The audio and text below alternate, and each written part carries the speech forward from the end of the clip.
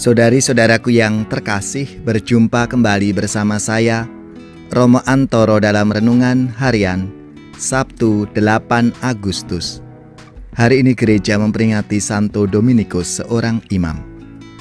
Semoga kita bersama keluarga selalu dalam keadaan baik, sehat, dan bersemangat. Hari ini kita akan merenungkan Injil Yesus Kristus menurut Matius, bab 17, ayat 14-20.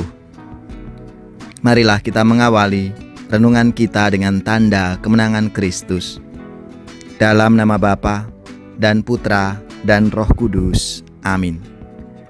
Ketika Yesus dan murid-muridnya kembali kepada orang banyak itu, datanglah seorang mendapatkan Yesus dan menyembah, katanya, "Tuhan, kasihanilah anakku.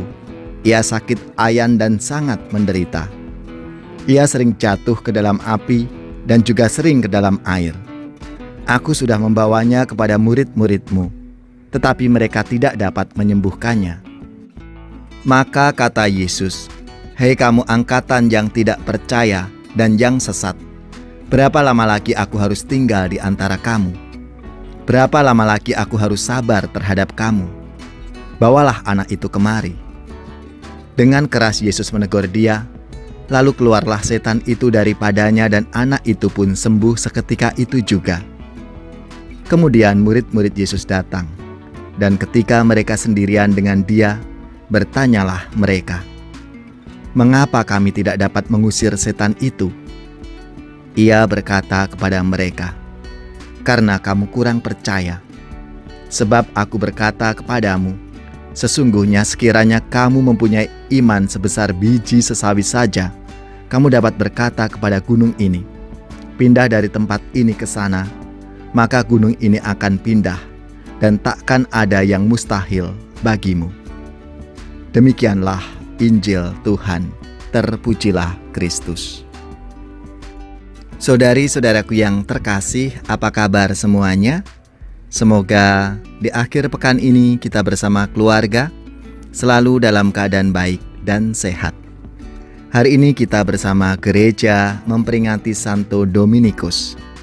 Selamat dan profisiat untuk saudara-saudara, lembaga paroki yang pesta nama pelindung Santo Dominikus. Semoga semangatnya memberi inspirasi dalam hidup dan karya pelayanan kita. Saudari-saudaraku yang terkasih, Dominikus dilahirkan tahun 1171 di sebuah desa di Kastilia, Spanyol. Setelah selesai studi filsafat dan teologi, ia bertugas di Osma. Lalu bersama teman-temannya, ia berkeliling ke desa-desa, mengajak umat untuk bertobat. Hubungan langsung dengan umat ini membangkitkan kembali iman umat. Lalu kelompoknya berkembang menjadi ordo para pengkhotbah atau biasa yang dikenal Dominikan. Dan ternyata besar sekali pengaruhnya dalam pembaharuan gereja. Dominikus meninggal pada tahun 1234. Saudari-saudaraku yang terkasih, dalam sabda Tuhan hari ini secara tidak langsung Yesus mengkritik para murid yang tidak sanggup mengusir roh jahat dari seorang anak. Yesus menyadarkan para murid bahwa mereka kurang percaya sehingga tidak dapat melaksanakan tugas perutusan mereka. Keyakinan penuh dan bertumpu pada kekuatan ilahi harusnya menjadi andalan para murid dan bukan pada keyakinan diri bahwa mereka bisa. Saudari-saudaraku yang terkasih, ingatlah bahwa Yesus berkarya pada kuasa Allah. Maka bila orang mempersatukan diri dengan Allah dengan iman yang teguh, akan dinaungi roh Allah itu. Para murid disadarkan supaya tidak berkarya untuk kepentingan sendiri, tetapi sungguh menampilkan kekuatan Allah yang berkarya dalam kehidupan mereka. Karena hanya dengan demikian, para murid mampu membangun kehidupan bersama, seperti Yesus menghendakinya.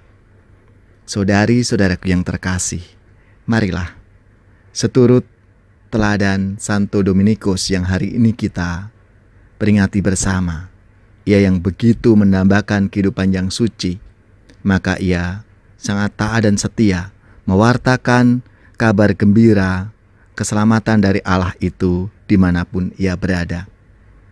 Mari kita juga punya tugas yang sama untuk selalu mengandalkan Tuhan dalam hidup kita dan mewartakan rahmat kasih Tuhan itu dalam kehidupan kita masing-masing.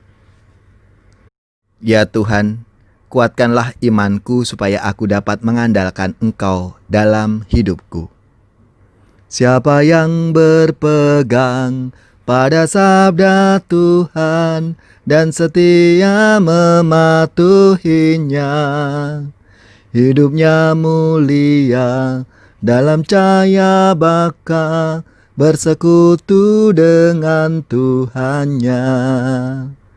Percayalah dan pegang sabdanya, hidupmu dalam Yesus sungguh bahagia. Semoga saudari-saudara sekalian, keluarga-keluarga kita, orang-orang yang kita doakan, mereka yang sakit, yang menderita, seluruh tugas, belajar, pekerjaan, usaha, serta karya pelayanan kita dibimbing, dilindungi dan diberkati oleh Allah yang Maha Kuasa, Bapa dan Putra dan Roh Kudus. Amin.